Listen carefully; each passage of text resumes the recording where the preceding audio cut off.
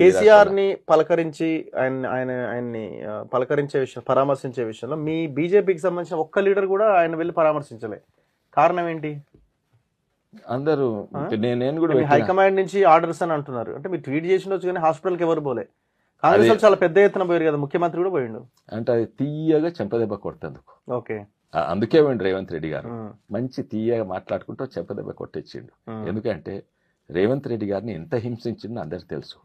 Solitary confinement చేసిండు జన్వాడ కేసులో. ఆయన ఎన్నో కేసులు పెట్టిండు.